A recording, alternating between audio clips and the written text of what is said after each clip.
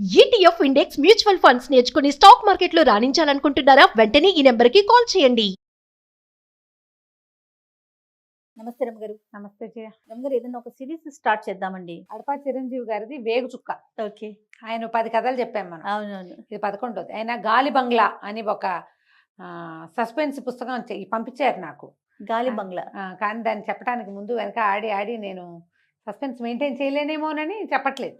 ఓహో, చదివేశారు, అయిపోయిందా? చదివాను ఎప్పుడో, చాలా రోజులైంది. చెప్పండి అమ్మా, గుర్తొచ్చినప్పుడల్లా ఆయన ఫోన్ చేసినప్పుడల్లా అమ్మా గాలి బంగ్లా చెప్తానన్నారు కదా మేడం, ఎందుకు చెప్పలేదు మీరంటారు.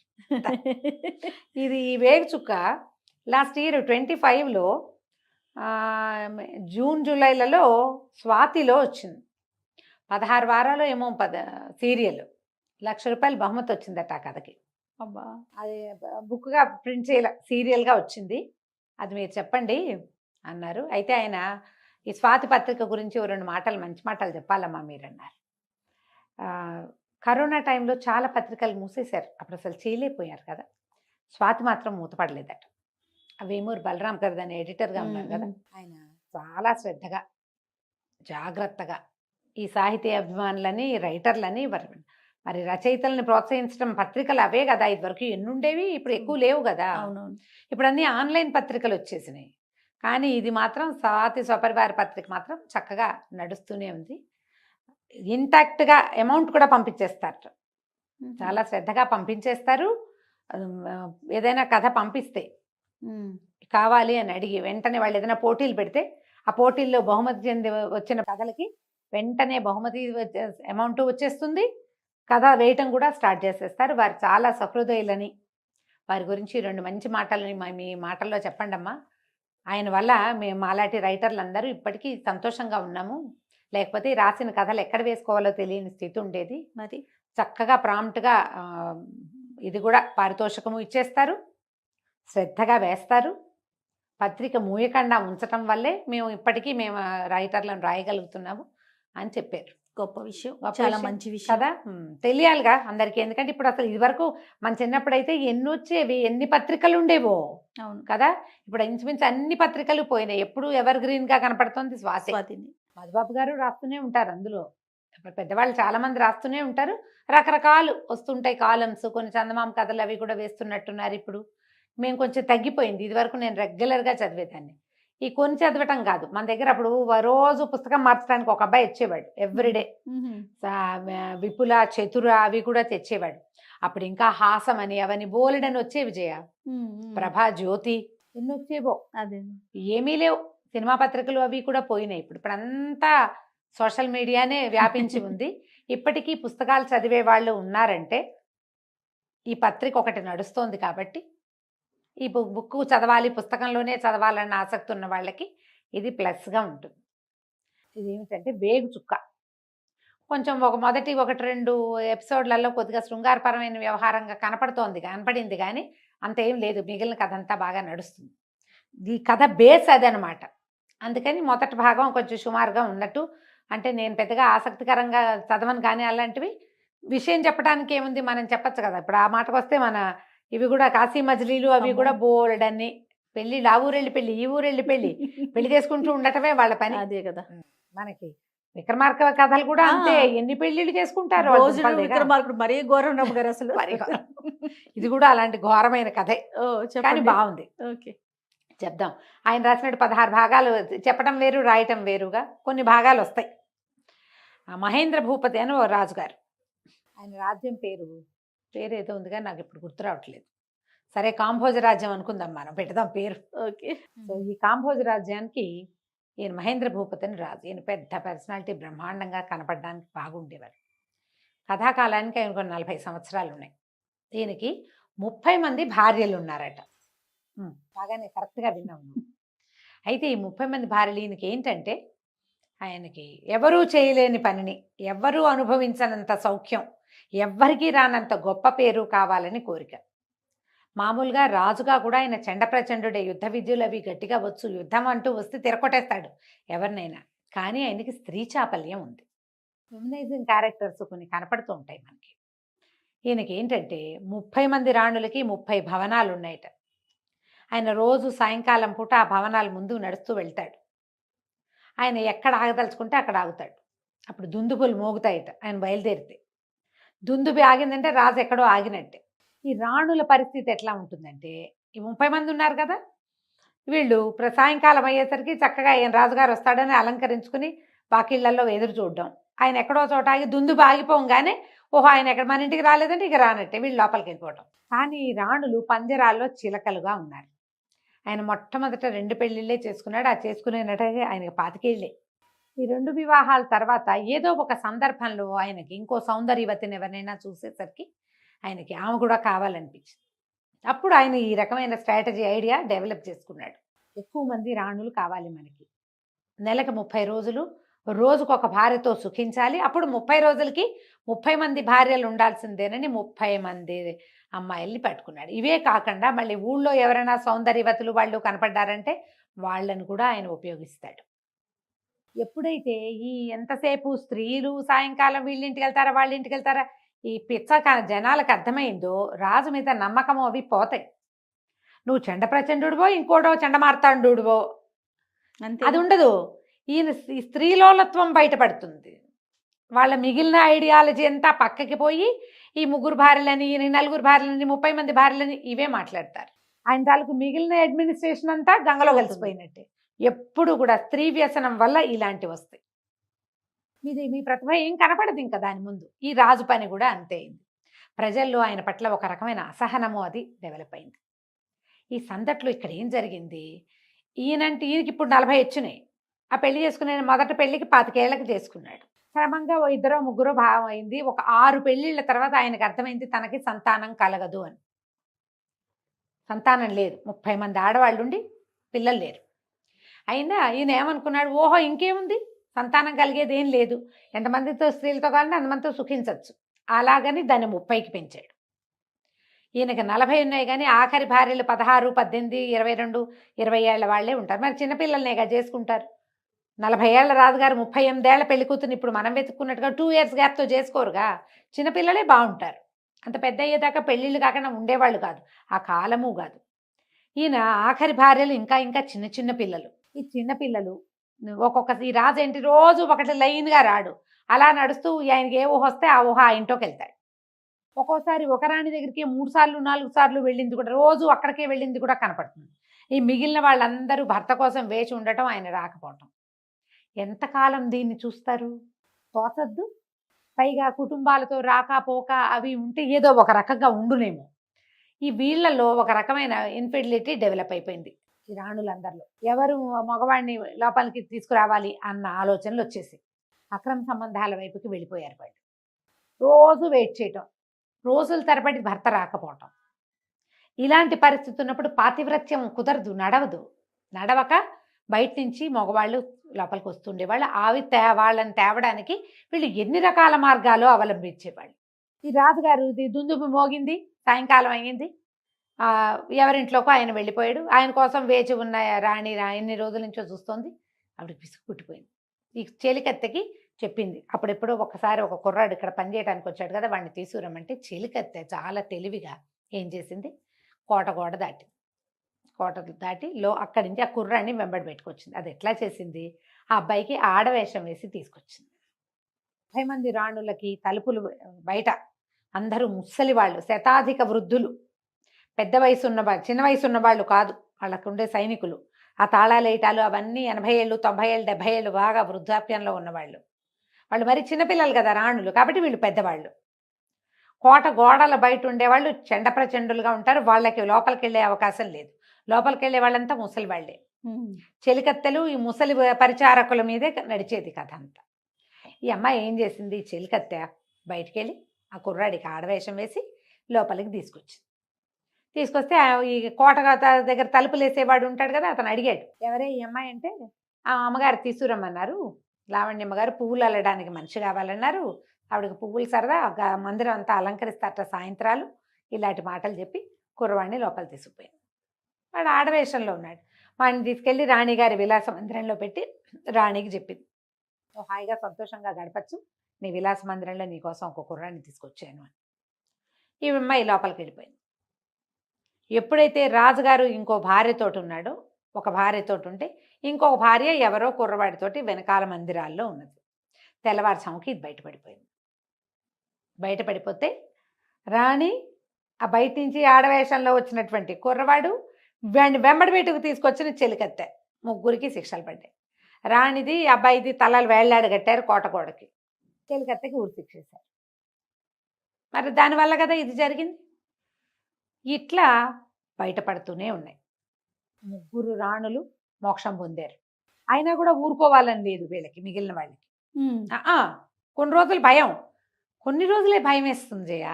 తర్వాత మళ్ళీ మామూలు అయిపోతుంది. తర్వాత శరీరం దాని పని అది చేస్తుంది కదా. ఉప్పు కారం తింటారు, చీము నెత్తురు కలిగి ఉంటారు, ఎప్పుడూ అవజ్ఞ అంటే అవతల వాళ్ళ నుంచి తిరస్కృతిని పొందుతూ ఉంటారు. మళ్ళీ పుడుతుంది అలాంటి బుద్ధి. ఇదే గోలగా ఉంటుంది. ఊరంతా చెప్పుకుంటారు, ఇలా జరిగిందిట, ఇట్లా అయిపోయిందిట. రాణిని ఆ కుర్రాడిని చంపేశారు, చెలికత్తెకి ఉరిశిక్ష చేశారు.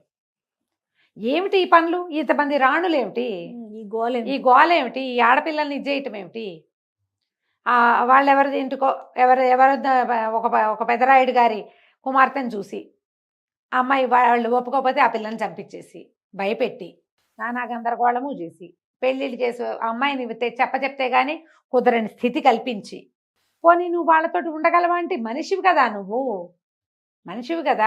ఒకడే మనిషి ఇంతమందికి ఎట్లా న్యాయం చేస్తాడు? ఇద్దరు లేదా ముగ్గురు. పైగా వాళ్ళకి ఏంటి, కుటుంబాలతోటి వెళ్తే ఇక్కడ జరిగే దుర్మార్గం అంతా అందరికీ తెలుస్తుందని కుటుంబాలతో కలవనివ్వకపోవటం. ఇక బందిఖానా, అది జైలు. వీళ్ళకి అలంకరించుకోవడానికి, హాయిగా తినడానికి, తాగడానికి అంతే. వాళ్ళు ఉంటారు, చెలికత్తెలు ఉంటారు, వాకిట్లో ముసలాళ్ళు ఉంటారు.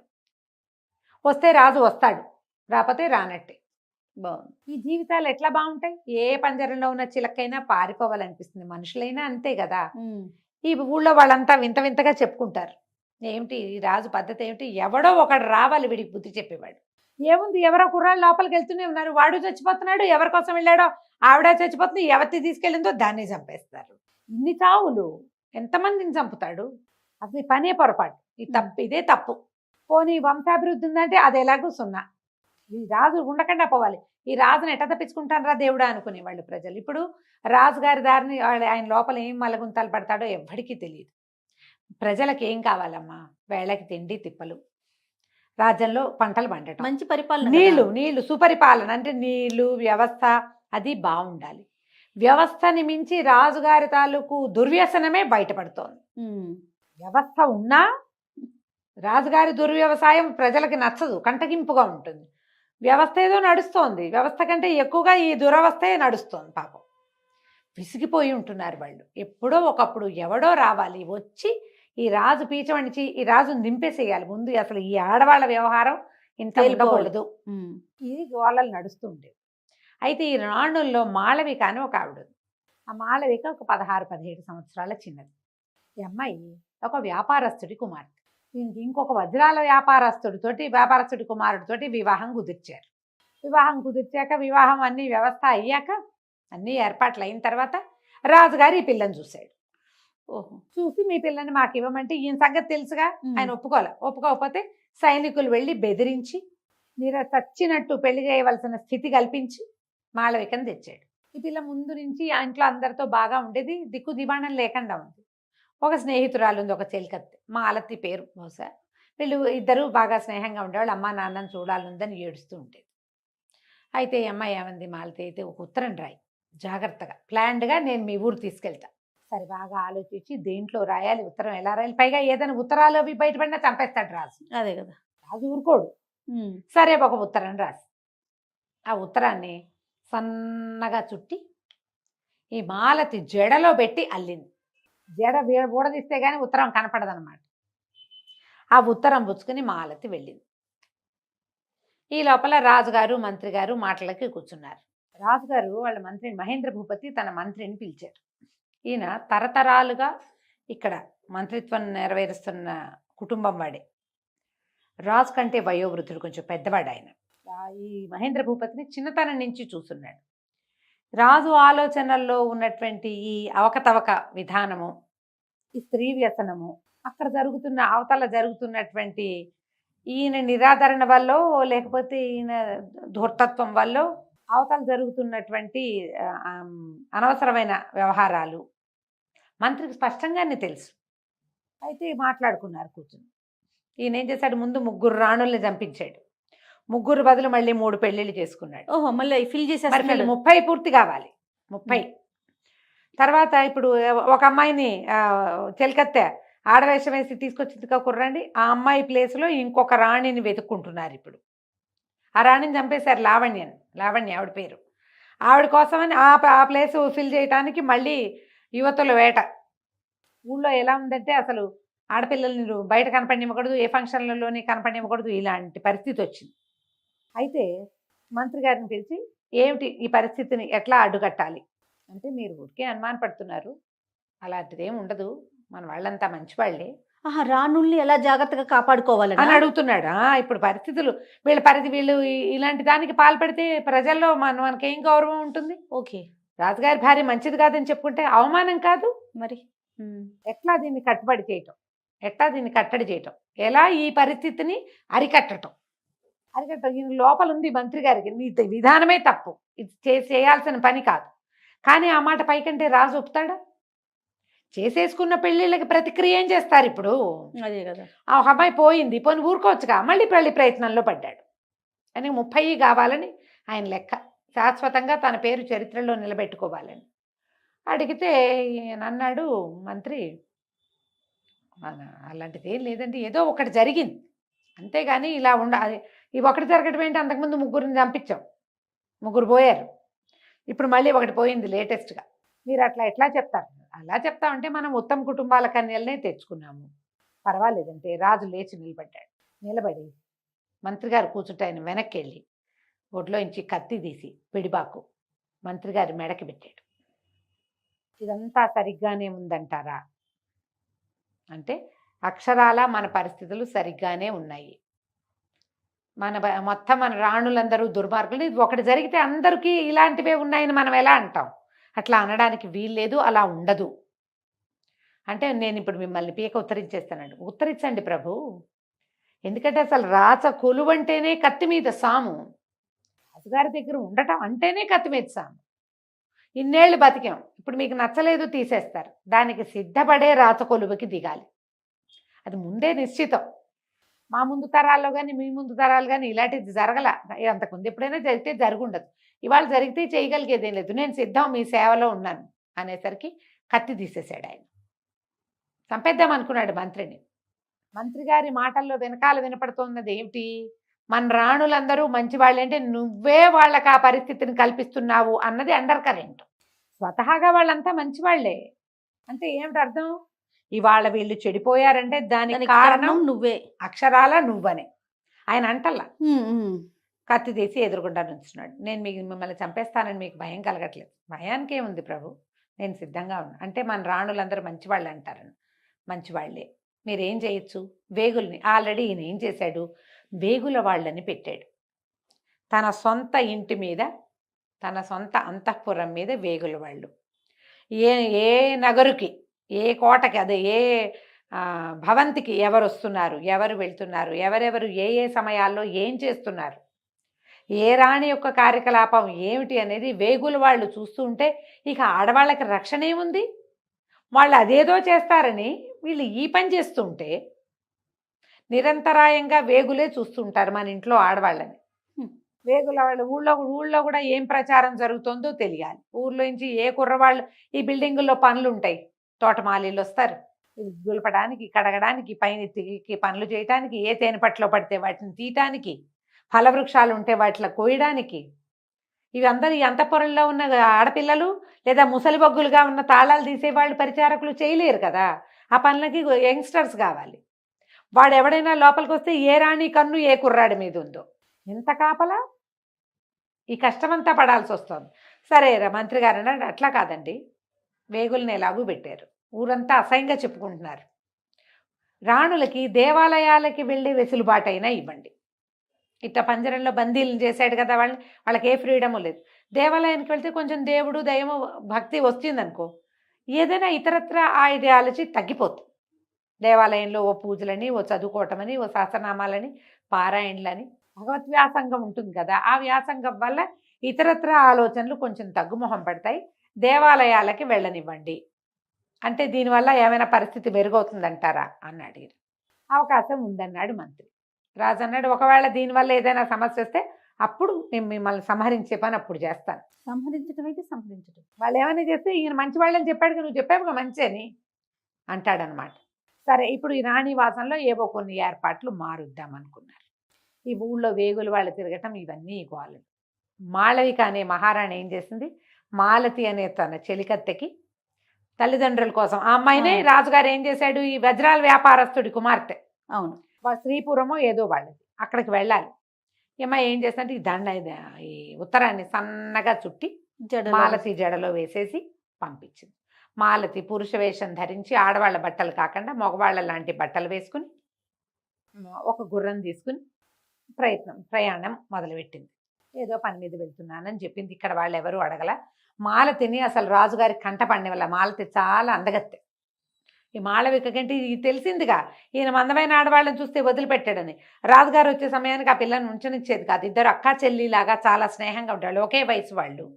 పైగా అమ్మాయి రాచకూతురు కాదు, వ్యాపారస్తుల పిల్ల. వాళ్ళ ఇంట్లో ఉండే వాళ్ళతో అట్లా అక్కా చెల్లి స్నేహం కలుపుకునే పద్ధతి. బాగా దుఃఖపడింది, కానీ ఇంక ఇప్పుడు చేసే దారి ఏం లేదు. లావణ్య దుర్మరణం పాలైపోయింది. ఈ పనులు చేసిన వాళ్ళు ఎవరైనా అంతే. కానీ ఎన్నాళ్ళు ఇట్లా ఈ ఒంటరి జీవితం. ఆ అబ్బాయిని ఎవరినో చేసుకుందామంటే అది పెద్ద ప్రియుడు కాదు, కానీ పెళ్లి సంబంధం కుదిరింది. అది పోయి ఇప్పుడు అవతలవాడు కూడా మనలాంటి వాడే అయ్యి నీకు నువ్వు నాకు నేను మనం ఇద్దరమే అంటే జీవితం వేరేగా ఉంటుంది. 30 మందిలో నువ్వు ఒకదానివి, నీ టర్న్ వస్తే వస్తుంది, లేకపోతే లేదు. అంటే ఏం జీవితం? పైగా దాంతో చుట్టాలు లేరు, పక్కాలు లేరు, పుట్టిల్లు లేదు, గుడి గోపురం అసలే లేదు, బయటికి వెళ్ళే వీలు లేదు. వేగులు వాళ్ళు, నువ్వు అమ్మాయి ఎటు పక్కకు చూసినా అక్కడేముందో చూస్తుంటారు వీళ్ళు. ఒంటరితనం, ఆ దుఃఖాన్ని భరించడం కూడా కష్టమే కదా. ఎన్నాళ్ళు మనకి ఏదైనా రాత కొలువులోకి వెళ్తే కొన్ని రోజులే బాగుంటుంది, అక్కడ బట్టలు బాగుంటాయి, నగలు బాగుంటాయి, తిండి బాగుంటుంది. ఒక 2 రోజులు అన్నీ 2-3 కట్టుకుని 4-5 ధరించి 2 పూటలు తిన్నాక వేరే విషయాల కోసం శరీరం మనసు అరువులు చాచేయవు. అందులో అమ్మ నాన్న కావాలి, పెద్దవాళ్ళు ఎవరైనా ఉండాలి, తోడు ఉండాలి, కబుర్లు చెప్పుకోవడానికి మనుషులు కావాలి. యంగ్స్టర్స్ అయితే శరీరానికి రకరకాల ధర్మాలు ఉన్నాయి కదా. ఉత్తరం పుచ్చుకుని వెళ్ళింది మాలతి.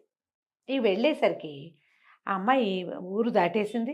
ఊరు దాటి ఒక అటవీ మార్గం పట్టేసరికి అలా ఆ అమ్మాయికి ఒకడు కనపడ్డాడు. అతను ఒక వేగు,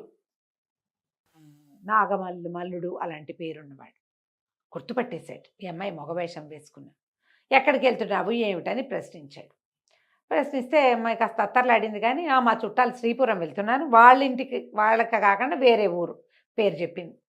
శ్రీపురం పక్కన ఇంకో ఏదో ఊరు వెళ్తున్నాను, మా బంధువులు ఒకరికి ఒంట్లో బాగుండలేదు, చూడ్డానికి వెళ్తున్నాను అనేసరికి అక్కడ మీ బంధువులు ఎవరు లేరు కదా. కాదులే ఉన్నారంతే. అంటే వాడేమన్నాడు వేగు, పద నేను కూడా వస్తాను నీతో పాటు. ఎందుకంటే ఈ అమ్మాయి యువరాణి రాణిగారి దగ్గర ఉండే చెలికత్తె. ఏం చేయబోతోందో ఈ అమ్మాయిని సోదా చేద్దామనుకున్నాడు. వస్తువులు ఏం లేవు, జళ్ళ ఉంది. వాడు పదే పదే తను కూడా వస్తానంటే, నువ్వు మా చుట్టాల ఇంటికి రావడానికి వీల్లేదు, ఏది మీ వాళ్ళు రాసిన ఉత్తరం చూపించన్నాడు. ఉత్తరం లేదు.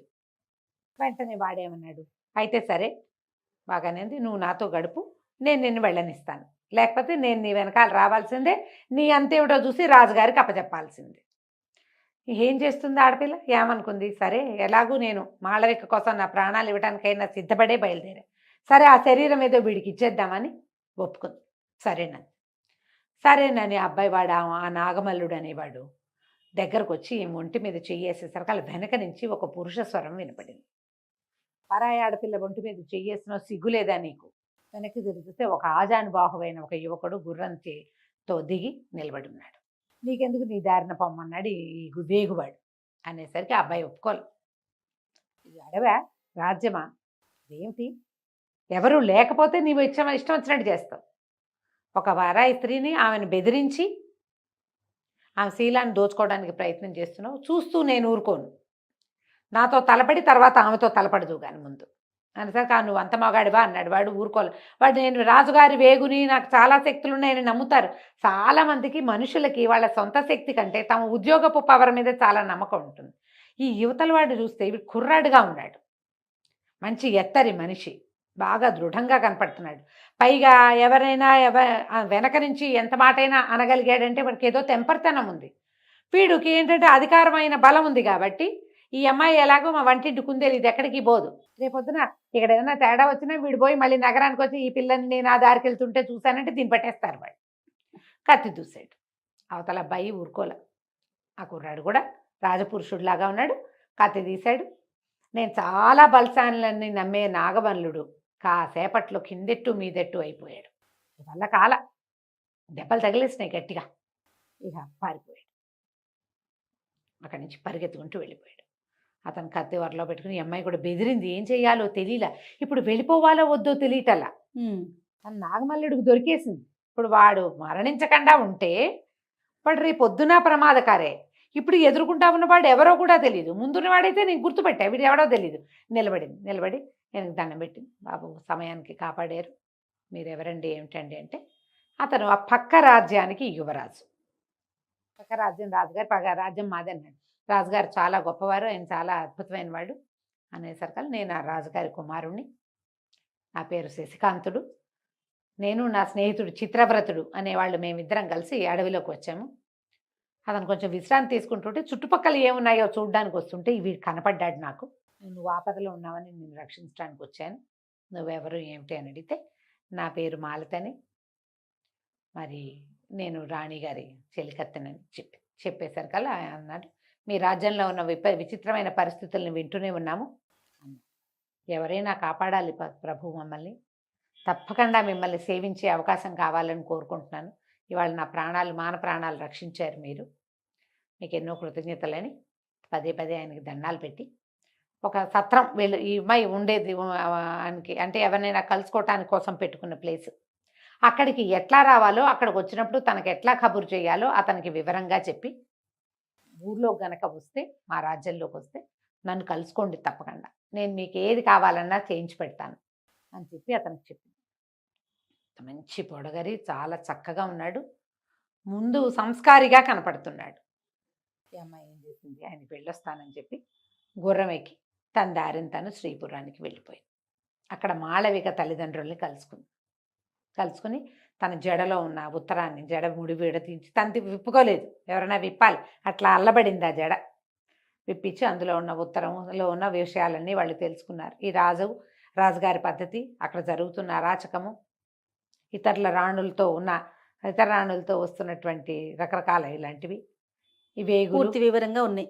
వాళ్ళు పాపం ఇంకేం చేస్తారు, పెళ్ళైపోయింది, ఇక చేయగలిగేది ఏం లేదు.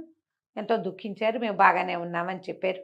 మళ్ళీ ఒక తండ్రి స్వహస్తాలతో ఒక ఉత్తరం రాసి, కూతురల్లిన విచిత్రమైన జడలాగానే తల్లి కూడా అల్లి ఆ ఉత్తరం అందులో పెట్టి మాలతిని వెనక్కి పంపించారు. ఈ మాలతి మళ్ళా రాజ్యంలోకి వచ్చేసింది.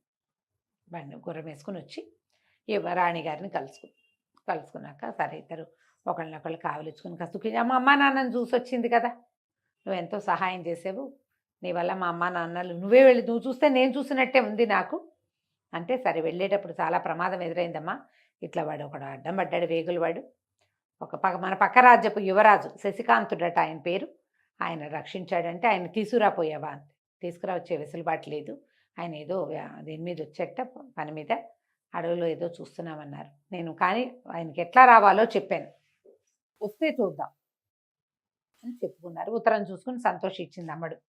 ముందేం జరుగుతుందో చూడాలి. ఈ చిత్రవ్రతుడు అనే స్నేహితుడితో కలిసి వచ్చిన శశికాంతుడు అడవిలో 4 పక్కలా చూసి వాళ్ళ దారిన వాళ్ళు ఇంకో పక్కకి బయలుదేరారు. ఒకవేళ ఈ రాజ్యంలో ప్రజలంతా ఎవడో ఒకడు రావాలి, వీడంతు చూడాలి అనుకుంటున్నారు. ఒక యువరాజు కనిపించాడు విమలకి. ఆమెని వీరమల్లుడు అనే ఒక గూఢచారి నుంచి రక్షించాడు. అతను చిత్రవ్రతుడు, వాళ్ళిద్దరు కదంబ రాజ్యపు రాజకుమారుడు. అవును. అతను వివిధ ఊర్లను చూడడము, చుట్టుపక్కల ఉన్న రాష్ట్రాలు, చుట్టుపక్కల రాజ్యాల్లో ఉన్న సిటీలు, టౌన్లు, వాటిని పరిశీలించాలన్న ఉద్దేశంతో బయలుదేరారు అడవిలో స్వేచ్ఛగా తిరగటానికి. అయితే వీళ్ళు ఎప్పుడు ఈ విమలని రక్షించిన తర్వాత, విమల వచ్చేసింది, మళ్ళీ మాళవికకి వాళ్ళ అమ్మా నాన్న రాసిన ఉత్తరం ఇచ్చింది, ఈ కథ నడుస్తుంది.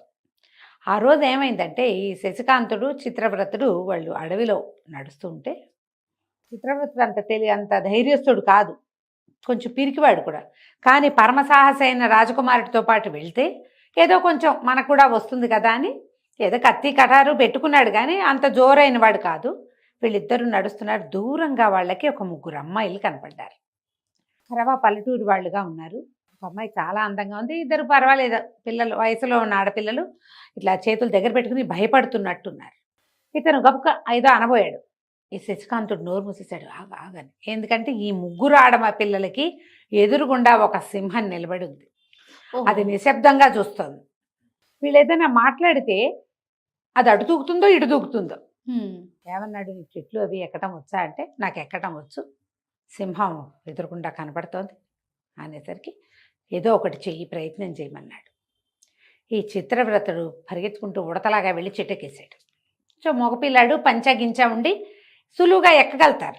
మగపిల్లాడు అవ్వడం ఒకటే కాదు, వాళ్ళ బట్టలు కూడా, బట్టల వల్ల రెండోది మగపిల్లల్లో ఉండే ఒక రకపు తెంపరితనం సాధారణంగా కొంచెం ఆడపిల్లల్లో తక్కువ ఉంటుంది. అవునండి. మన చెట్టెక్కేయగలం అవన్నీ నమ్మలేరు, వాళ్ళు భయపడతారు, ఎక్కుతారు తర్వాత, కానీ ముందు భయం ఉంటుంది.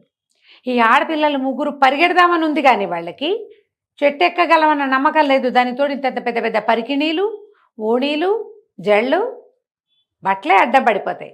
ఉడికిపోతున్నారు ఆ సింహాన్ని చూసి. ఇతను ఏం చేశాడు, శశికాంతుడు కబుక్కుని చప్పట్లు చరిచాడు.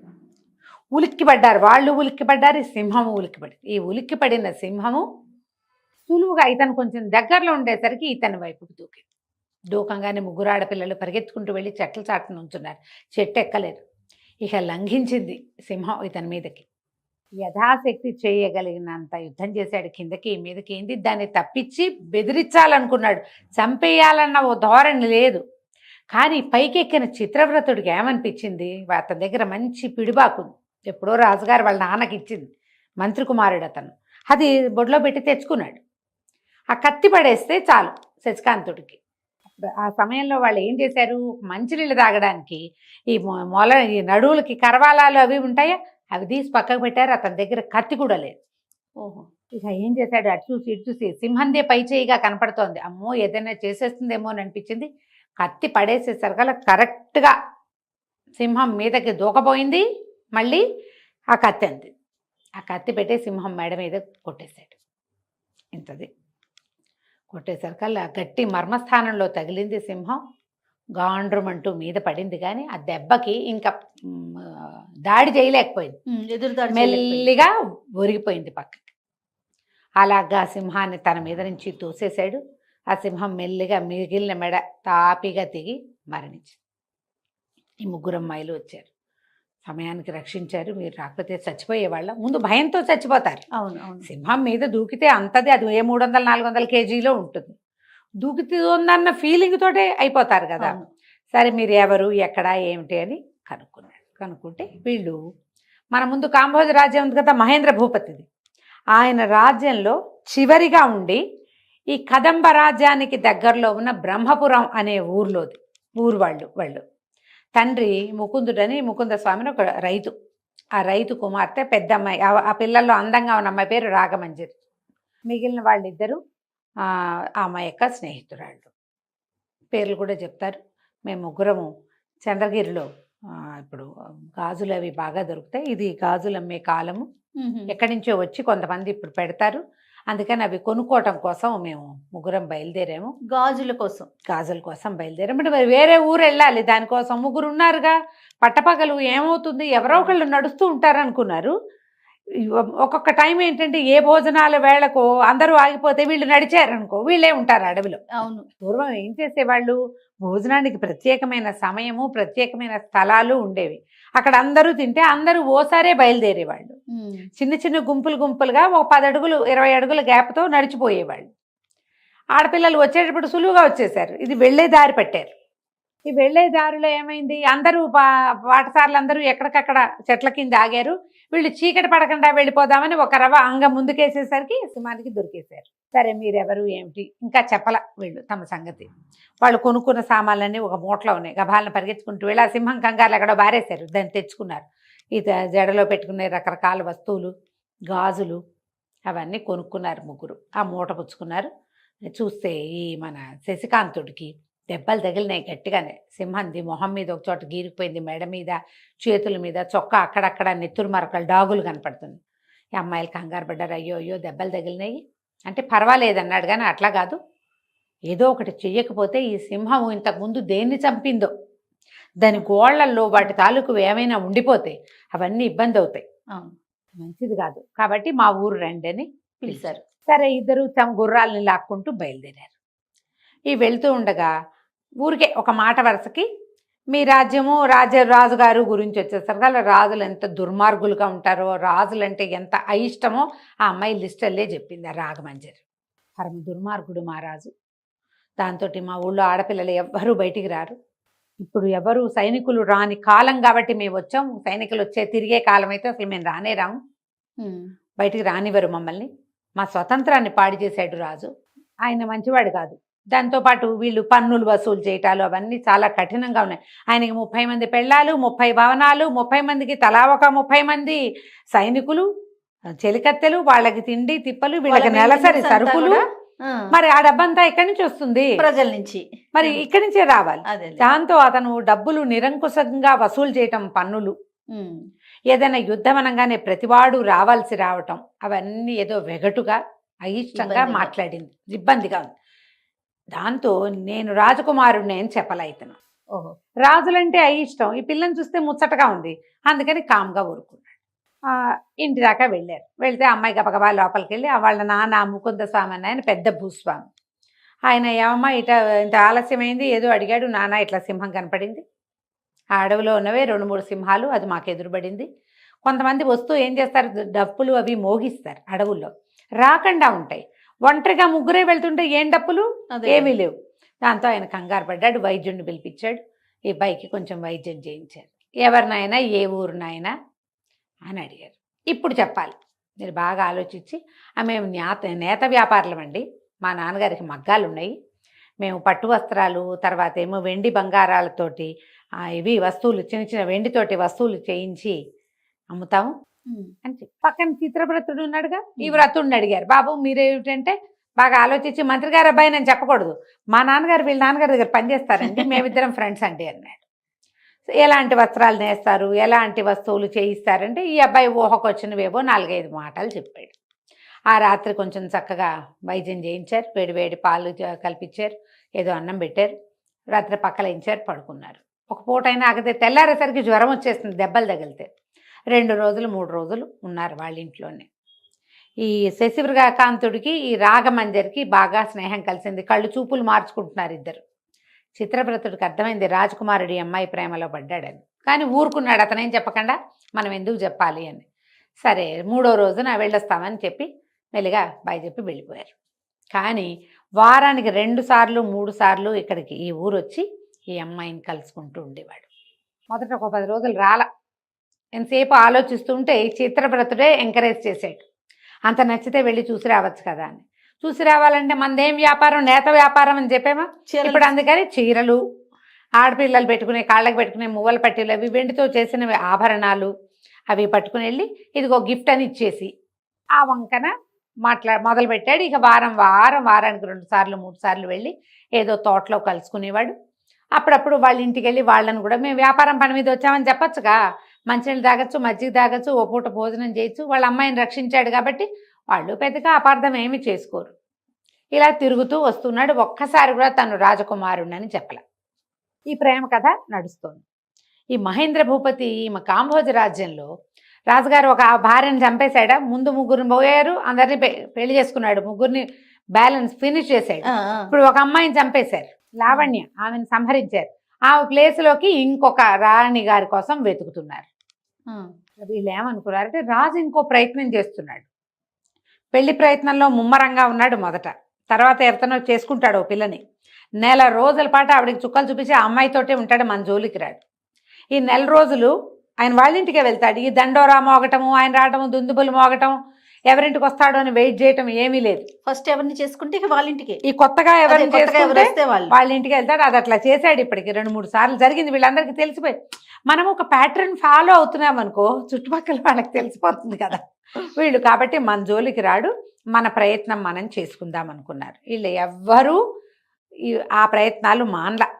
ఎవరో ఒక స్నేహితుల్ని లోపలికి రప్పిస్తూనే ఉన్నారు, రకరకాలుగా జాగ్రత్త పడుతున్నారు అంతే.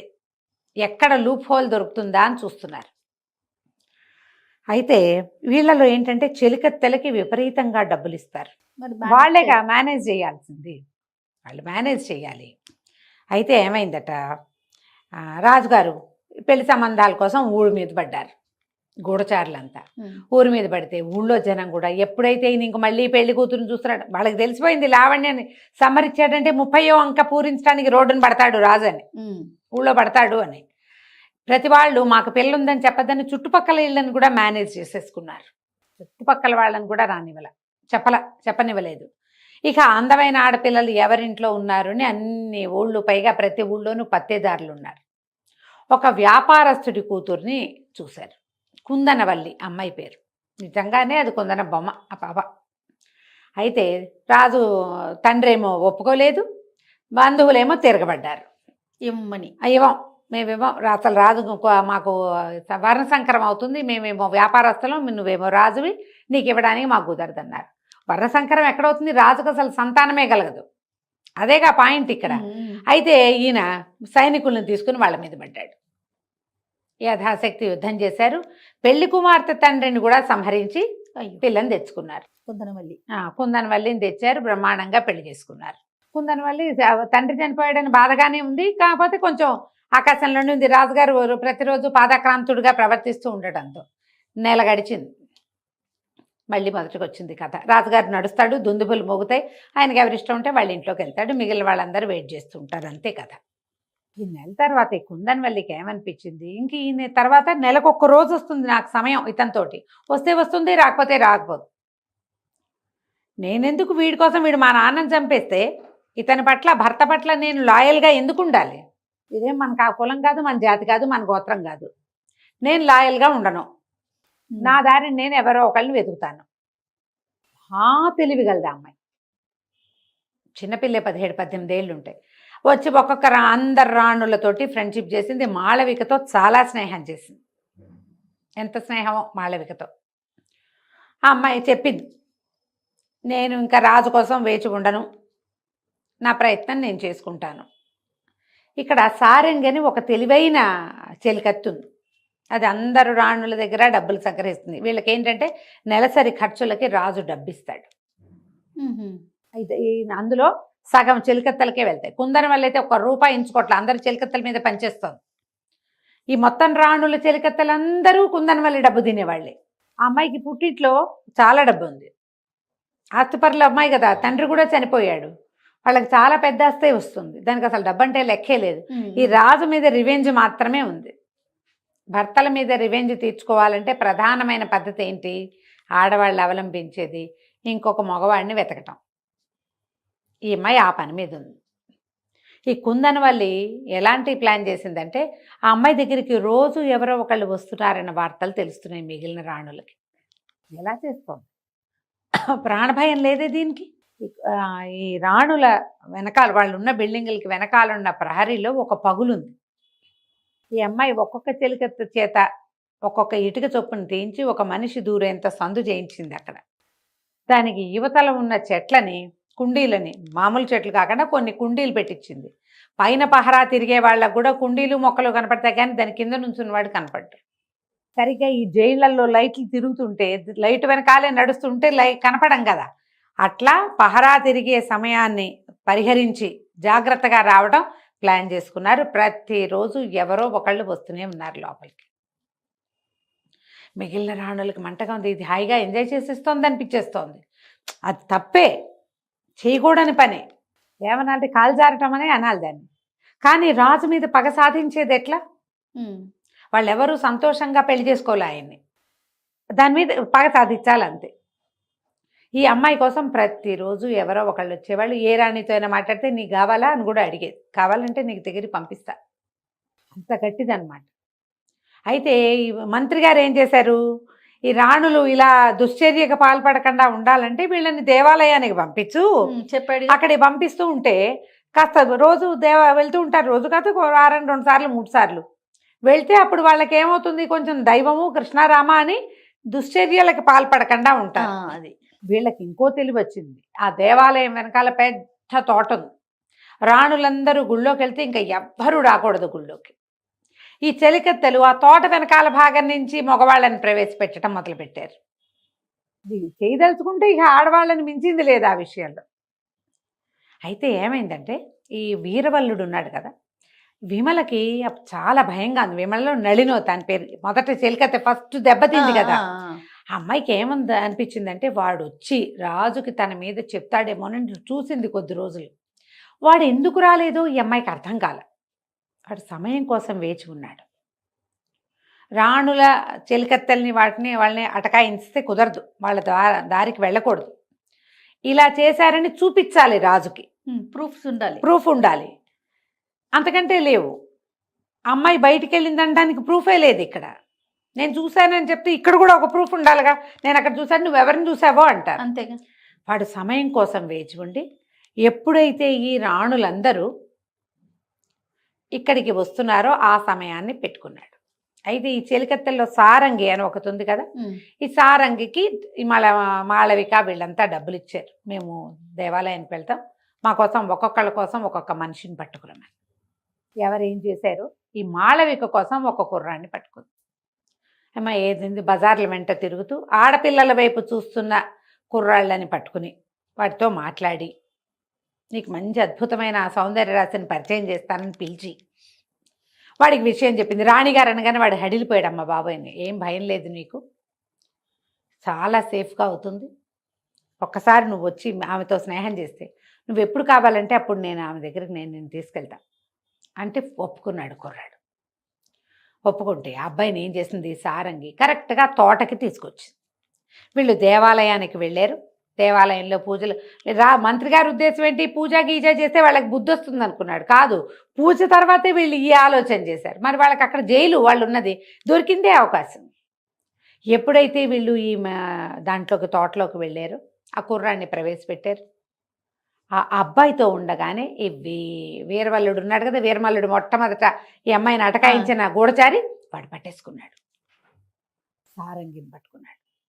పదా నీ సంగతి చూస్తాననేసరికల్లా ఈవిడేమంది, సారంగి ఏమంది, అసలు నువ్వు ఎట్లా వచ్చావు, ఇక్కడ రాణులందరూ ఉంటే నువ్వు రాకూడదు, అసలు కేవలం వాళ్ళ సైనికులు అందరు ముసలి వాళ్ళు ఉన్నారు గుంపు, వాళ్లే ఉండాలి, అసలు కుర్రాళ్ళు రావడానికి వీలు లేదు, పైగా నువ్వు గూఢచారివి, నువ్వు ఎందుకు వచ్చావంటే మీ సంగతి రాజు దగ్గర చూపిస్తానంటాడు వాడు. సారంగి ఊరుకోలే, కత్తి తీసి నీకు డబ్బు ఇస్తాను, డబ్బులు పుచ్చుకుని వెళ్ళిపో, లేదా యుద్ధం చేయి. వీడేమన్నాడు, నేను డబ్బు తీసుకోను, యుద్ధము చేయను, రాజుకే చెప్తా. రాజుకి చెప్పకూడదంటే ముందు రాణి కావాలి, తర్వాత నువ్వు కావాలి, ఒప్పుకోమన్నాడు. ఆ అమ్మాయి ఒప్పుకోలేదు.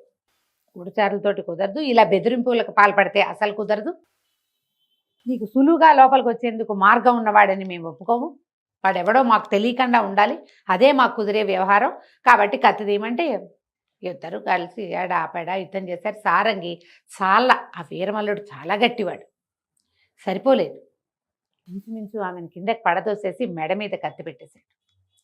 ఇంతలో వెనక నుంచి ఒక పిడిబాకు వచ్చి వీరమల్లుడి వీపులో దిగింది, గట్టిగా తగిలింది. వెనక నుంచి గట్టిగా విసిరేరు ఎవరో, అది వీపులో దిగేసరికల్లా ఏముంది, వీపులో నుంచి వస్తే హార్ట్గా కదా తగిలేదు. పెద్ద కేక పెట్టి విరుచుకు పడిపోయాడు. అడిలిపోయారు మాళవిక సారంగి. మహారాణి మాళవిక, చెలికత్తె సారంగి. వెనక చూస్తే వెనకాల నిలబడి ఉన్నాడు రుద్రసేనుడు. ఈయన చంద్రగిరి ప్రాంతం నుంచి పన్నులు వసూలు చేసే అధికారి. సైన్యాల్లోనే అధికారులు కొంతమంది ఉంటారు కదా, చంద్రగిరి ప్రాంతంలో చేస్తాడు అతను.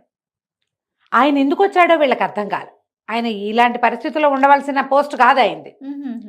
అమ్మ ఏం చేసింది, వెంటనే ఆ కుర్రాడి వైపుకి తిరిగి కుర్రాడిని తీసుకొచ్చిందిగా, అబ్బాయి ఇక్కడి నుంచి వెళ్ళిపో, మళ్ళీ ఈ ప్రయత్నం చెయ్యొద్దు, ఎవ్వరికి నువ్వు చూసి చెప్పొద్దు, నువ్వు మాట్లాడేవా చచ్చిపోతావు, ముందు నువ్వు నోరు మూసుకొని నీకు దొరికిన అనుభవం చాలు, ఇంకొకసారి ఈ ప్రయత్నం కూడా చేయొద్దు, వెళ్ళిపో అని చెప్పింది. ఆ కుర్రాడు ఒక్క పరుగు తీశాడు. వాడి కంట ఎదురుకుండా ఇంతలా మనిషి చచ్చిపోతే భయం ఏదు.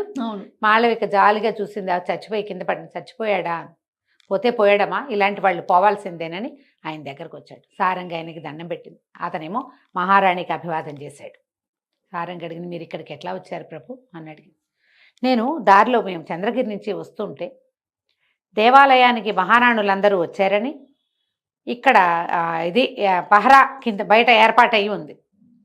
ఈ పహరా ఏర్పాటైతే ఈ రాణిగారి సైనికుల వెనకాల వీరమల్లుడిని కనపడేసరికి నాకు ఆశ్చర్యం వేసింది. రాణుల సైనికులంతా ఎవరు, బయట నుంచి ఉండే వాళ్ళు యువకులే, లోపలికి వెళ్ళే వాళ్ళంతా వృద్ధులు.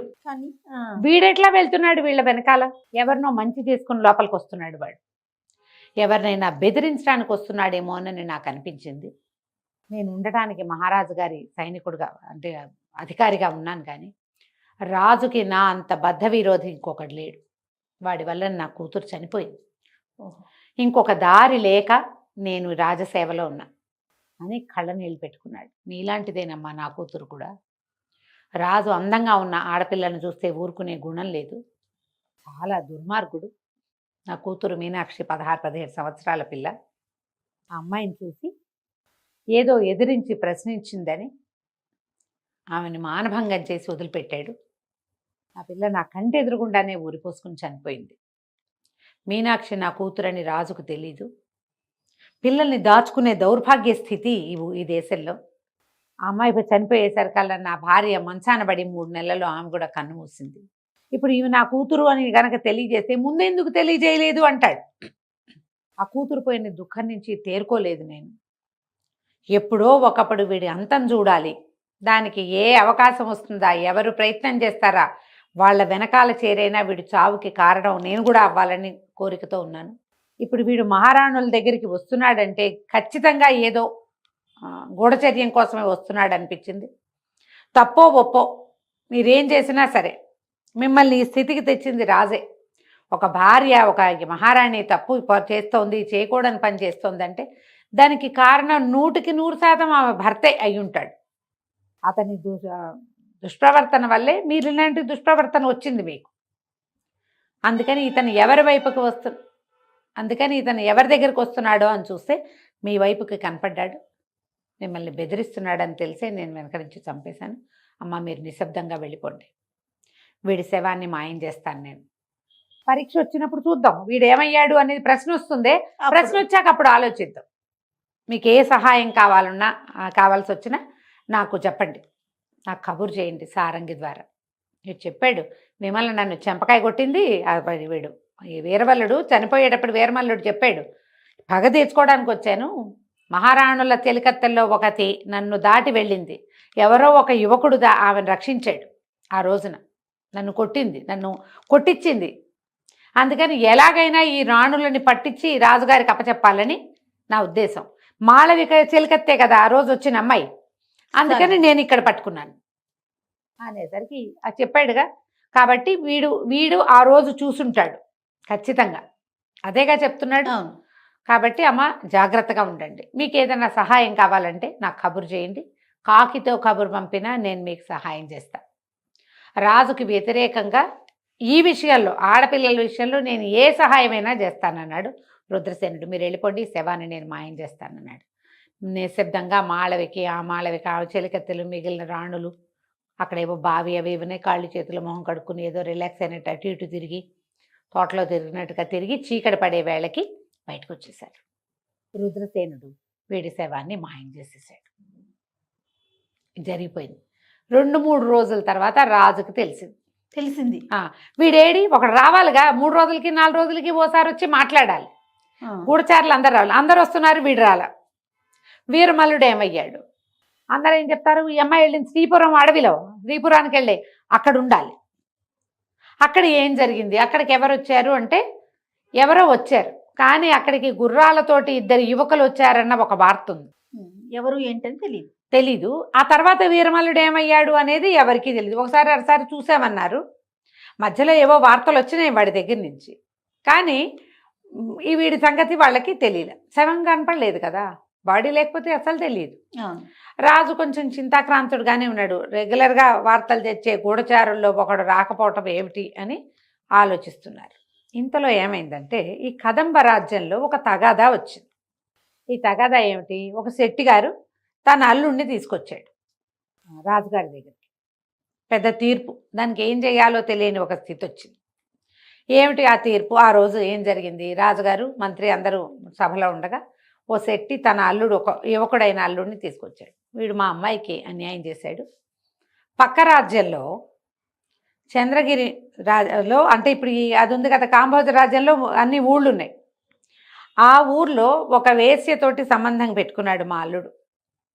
మా అమ్మాయి బంగారం అంతా తీసుకెళ్ళి దానికి ఇచ్చాడు. ఇక్కడ ఎంత వ్యాపారం చేస్తున్నా ఎంతో కొంత పట్టుకెళ్ళి అక్కడ ఇచ్చేస్తున్నాడు. వ్యాహ్యాళి కానీ సాయంత్రం వెళ్తాడు, 3 రోజుల దాకా రాడు. నా కూతురుకి అన్యాయం జరుగుతోంది, దీనికి సమాధానం చెప్పండి. వీడికి ఏదైనా చెప్పి న్యాయం చేయమన్నారు. రాజు మంత్రి అతన్ని ప్రశ్నించారు. శెట్టి గారు అల్లుండి హరిహర శెట్టి, ఏమిట్రా నాయనా నీ సంగతి ఏమిటి అంటే, ఇతను క్షమించండి నేను పొరపాటే చేశాను, మన పక్క రాజ్యం ఉంది కదా ఈ కాంబోజ్ రాజ్యంలో రాజుగారు బహుభార్యాత్వం కలిగిన వాడు, ఆయనకి 30 మంది భార్యలు ఉన్నారు. ఒక రాజు తన సంపద వల్ల 30 మంది భార్యల్ని మెయింటైన్ చేస్తూ ఉంటే నాకు కూడా సంపద ఉంది, నేను ఎందుకు ఇద్దరిని మెయింటైన్ చేయకూడదు అనిపించింది నాకు. అందుకని మన రాజ్యంలో కాకుండా ఆ రాజ్యంలో స్త్రీలు కూడా ఇలా బహుభార్యలు ఉన్న వాళ్ళకి భార్యలుగా వెళ్ళడానికి సిద్ధంగానే ఉంటారు. అందుకని అక్కడ పెట్టుకున్నా. వ్యాపార పని మీద వెళ్ళినప్పుడల్లా ఆమెను కలుసుకుంటాను, నేను అక్కడే డబ్బిస్తున్నాను అని చెప్పాడు. ఈ రాజుగారు గట్టిగా బెదిరించాడు, నీ వ్యాపారం బంద్ చేయిస్తాము, మీకు అదేదో బయట నుంచి వచ్చే వస్తువులు రానివ్వము, ఇలా బెదిరించేసరికి అతను అన్నాడు, ఇంకెప్పుడు చేయను, నన్ను క్షమించండి అది ఇది అన్నాడు. అనేసరికల్లా సరే. రాజుగారు ఏమన్నారు, ఇక ఇవాళతోటి సరి, నీ రెండో భార్యగా ఆ ఊర్లో ఉన్న అమ్మాయికి 10,000 వరహాలు ఇచ్చిరా, ఇదే ఆఖరు, ఇక మళ్ళీ వెళ్ళడానికి వీల్లేదు. నువ్వు రాజ్యం దాటినట్టు, నువ్వు ఒక్కడివే దాటినట్టు కానీ అవతల రాజ్యంలో ఒక రోజు నిద్ర చేసినట్టు కానీ తెలిస్తే శిరచ్ఛేదమే నీకు. ఒప్పుకున్నాడు. వాళ్ళ మామగారు ఏమన్నాడు, అయ్యో ఇప్పటికి 1,00,000 వరహాలు ఇచ్చాడండి అంటే, ఇచ్చినా సరే ఇది ఫైనల్ సెటిల్మెంటు, చిన్న వస్తువు చిన్న వస్తువులుగా చిన్న మొత్తాలుగా ఇచ్చాడు, ఇక రాము అని చెప్పి ఇచ్చేసి వస్తాడు. ఇతనితో పాడిన ఒక సైనికుడిని పంపించండి, ఆ వాకిట్లో కూర్చోటం, ఆ వస్తువు అప్పచెప్పటం, డబ్బులు అప్పచెప్పటం, ఆమెకి రామ్ చెప్పేయటం, ఆమె కట్టుకున్న భార్య కాదు కాబట్టి ఈ డబ్బుతోటి ఇంకా నేను రానని చెప్పి నువ్వు రాత్రికి వెనక్కి వచ్చేసేయాలి అని ఒప్పుకున్నారు. ఇది అయిపోయాక రాజు మంత్రి ఇద్దరు ఆలోచించడం మొదలుపెట్టారు. ఏంటంటే, ఈ మాట ఎప్పుడైతే ఈ శెట్టి గారు చెప్పాడో, రాజ్యంలో ఈ గూఢచారులు 2-3 వచ్చారు వీళ్ళ దగ్గరికి. మన ఊళ్ళో కూడా 2 పెళ్ళిళ్ళు 3 పెళ్ళిళ్ళు చేసుకోవాలన్న అభిలాష కలిగిన వాళ్ళు పెరిగిపోతున్నారు. పక్క రాజ్యాన్ని చూసి వాళ్ళంతా చేస్తున్నారు, మనం ఎందుకు చేయకూడదు అని. మనం వాళ్ళ రాజ్యంలో పద్ధతికి మనమేం చేయలేము, మనమేం చేస్తాము, మనం చేయలేం. మన రాజ్యాన్ని కట్టడి చేయాలంటే ఒక పని చేద్దామని మర్నాడు పెద్ద అనౌన్స్మెంట్ చేశారు. బాగా ఆలోచించుకున్నారు వీళ్ళు. ఎవరైనా సరే పక్క రాజ్యంలో అడుగు పెడితే 20 కొరడా దెబ్బలు విధిస్తాము, ఆ రాజ్యానికి వెళ్ళకూడదు. బహుభార్యత్వం అసలు లేదు మనకేంటంటే ఏకపత్ని వ్రతమే ఉండాలి మనకి. మొదటి భార్యకి పిల్లలు పుట్టకపోయినా, తీవ్రమైన అనారోగ్యం ఉన్నా, మరణించినా రెండో పెళ్లి చేసుకోవచ్చు. కానీ ఆమెకి పిల్లలుండి ఆరోగ్యంగా ఉంటే ఈ రెండో పెళ్ళి, రెండో భార్య, రెండో వ్యవహారం కుదరదు, ఇది మన రూల్ అని రాయించేశారు. ఇప్పుడు ఏమైంది, పక్క రాజ్యంలో అడుగు పెట్టంగానే 20 కొరడా దెబ్బలు పడతాయంటే, యువరాజు వారానికి 3 సార్లు వెళ్తాడు. 3 సార్లు వెళ్తున్నాడు శశికాంతుడు ఆ అమ్మాయిని కలుసుకోవడానికి, రాగమంజరిని కలుసుకోవడానికి. ఎప్పుడైతే ఇది బయటకు వచ్చిందో యువరాజు నిర్ఘాంతపోయాడు. ప్రేమని వెళ్ళను నేను, ఎలా వెళ్ళాలి, యువరాజే చేస్తే తప్పు, చిత్రవ్రతుడు వద్దన్నా ఇతను బాగా ఆలోచించుకున్నాడు. ఏమన్నాడంటే, దీనికి మూలఛేదం చేయాలి, పక్క రాజ్యంలో అడుగు పెట్టకూడదంటే మన వ్యాపార సంబంధాలు ఏమవుతాయి, పైగా పక్క రాజ్యంలో ఉన్నదాన్ని చూసి మన రాజ్యంలో వాళ్ళు చెడిపోతుంటే అసలు ఆ రాజ్యంలో పరిస్థితి ఏమిటి, ఆ రాజ్యంలో మగవాళ్ల పరిస్థితి ఏమిటి, ఆడవాళ్ల పరిస్థితి ఏమిటి. రాజు 30 మందిని చేసుకున్నాడు, ఓ అమ్మాయి బొంగానే మళ్ళీ రోడ్డు మీద పడుతున్నాడు. అలాంటి దౌర్భాగ్యపు రాజును అసలు ఉండనీయచ్చా మన పొరుగున? కాబట్టి దీని మీద ఆలోచించాలి. తర్వాత రాగమంజరికి నిజం చెప్పాల, ఇప్పుడు నేను రాజకుమారుడిని చెప్పి తీరాలి. బట్టల వ్యాపారి అని చెప్పుకున్నాడు ఇప్పటిదాకా. సరే, ఏం చేశాడు చిత్రవ్రతుడు, నువ్వు రావద్దు, నేనే వెళ్తా, నువ్వు వెళ్తే నీకు కూడా పడతాయి దెబ్బలు. సరే ఊరుకున్నాడు. ఈ శశికాంతుడు బయలుదేరి వెళ్ళిపోయాడు. వెళ్ళి ఆ అమ్మాయిని కలుసుకున్నాడు. ఆ అమ్మాయికి నిజం చెప్పేశాడు, నేను మహేంద్ర భూపతి కుమారుణ్ణి, నా పేరు శశికాంతుడే, ఈ రాజ్యానికి కదంబ రాజ్యానికి కాబోయే రాజుని నేను, నీకు రాజులంటే ఇష్టం కాబట్టి నేను నీకు చెప్పలేకపోయా అనేసరికి ముందు కొంచెం కళ్ళనీళ్ళు తిరిగినాయి కానీ అమ్మాయి మెల్లిగా సర్దుకుంది. ఎందుకంటే మహేంద్ర భూపతి చాలా గొప్ప రాజు, ఆయనకు దురభ్యాసాలు దుర్వ్యసనాలు ఏమీ లేవు. రెండోది తన పరమసాహసి, సింహంతో యుద్ధం చేయగలిగిన వాడు. చూసిందిగా ఇలాంటి వాడిని ఎట్లా వదిలిపెట్టుకుంటారు. సరే అమ్మాయి మనసు సర్దుకుంది. నువ్వు యువరాజు అయినా ఇంకోటైనా నువ్వు నా మనసు దోచుకున్నావు కాబట్టి నీతో వివాహానికి నేను సిద్ధం అని చెప్పి ఆమెకి చెప్పాక రాజకుమారుడు ఊళ్ళోకి వచ్చేసాడు. రావటం ఏంటి, వెళ్ళి సభలో నుంచున్నాడు. శిక్షను అంగీకరించడానికి వచ్చాను అని అందరూ నిర్ఘాంతపోయారు. ఇదేమిటి ఇంత బుద్ధిమంతుడు, రాజాజ్ఞని మీరుతాడా యువరాజే? నేను ఇలా వెళ్ళవలసి వచ్చింది. పక్క రాజ్యాల్లో ఒక సౌందర్యవతి అయిన అమ్మాయిని ప్రేమించాను నేను చెప్పేశాడు. ఆమెను చూడ్డానికి వెళ్ళాను. ఇక్కడ ఈ పరిస్థితి ఉంది, రాజాజ్ఞ ఇది కాబట్టి నేను నిన్ను కలుసుకోలేను అని చెప్పాలి కదా, అందుకని చెప్పడానికి వెళ్ళా. శిక్ష విధించండి. ఇప్పుడు వెళ్ళి మధ్యలో నుంచి శిక్ష ఏం చేస్తారు? కొరడా పుచ్చుకొచ్చాడు సైనికుడు ఒకడు. క్షమించండి యువరాజా, రాజాజ్ఞని నేను అమలు చేస్తున్నాను అంతేనని 20 దెబ్బలు కొట్టారు. కొట్టాక అప్పుడు యువరాజు మాట్లాడడం మొదలెట్టాడు. పక్క రాజ్యంలో అడుగు కూడా పెట్టకూడదంటే వాళ్ళకి మనకి మధ్యలో ఉన్నవన్నీ అడవులు. ఆ అడవి నుంచే మనకు పుల్లలు వస్తాయి, అక్కడి నుంచే చందనం వస్తుంది, అక్కడి నుంచే పట్టుతోనే వస్తుంది, అక్కడి నుంచే విప్పపువ్వు వస్తుంది. చాలా రకాల ఫలవృక్షాలు ఆ అడవుల్లోనే ఉన్నాయి. ఆఖరికి మనం వాడుకునే చింతపండు కూడా మన మధ్యలో ఉన్న అడవిలో నుంచే రావాలి. అడుగు పెట్టకూడదు అన్న మాట చేస్తే వ్యాపారం ఎట్లా నడుస్తుంది? తర్వాత మన రాజ్యంలో చాలా మంది ఆడపిల్లల్ని ఆ రాజ్యానికి ఇచ్చాం. ఆ రాజ్యపు ఆడపిల్లల్ని మనం చేసుకున్నాం. పైగా వాళ్ళకు పండేవి కొన్ని మనకు పండవు, మనకు పండేవి కొన్ని వాళ్ళకి పండవు. బార్టర్ సిస్టమ్ నడిచింది ఇప్పటిదాకా. ఇప్పుడు రావద్దంటే ఎలా కుదురుతుంది? దీనికి ఇంకొక మార్గం ఆలోచించాలి. వెళ్ళొద్దు ఆ ఊళ్ళోకి అంటే కుదరదు. ఈ రాజు అడిగాడంటే నువ్వు రాజాజ్ఞని ధిక్కరిస్తున్నావు అంటే, కాదు ప్రభు, ఆలోచించమంటున్నాను. ఆ ఊరికి వెళ్ళడం కట్టడి చేయటం కాదు, అసలు మూలఛేదం చేయాలి దీనికి అన్నాడు. ప్రజలంతా సాహో సాహో అన్నారు. నిజం, యువరాజు అక్షరాల అదే మాట్లాడుతున్నాడు. ఇప్పుడు ఆ ఊరు వెళ్ళదంటే మా అమ్మాయి ఎక్కడుంది, మేమేం చేయాలనుకుంటున్నారు ఒక్కొక్కడు. అమ్మాయి ఉంది, అల్లుడున్నాడు, తోడల్లున్నాడు, అత్తగారు ఉన్నారు, స్నేహితులు ఉన్నారు, వ్యాపార సంబంధాలు ఉన్నాయి, కొంతమందికి ఆ ఊళ్ళో పొలాలు ఉన్నాయి.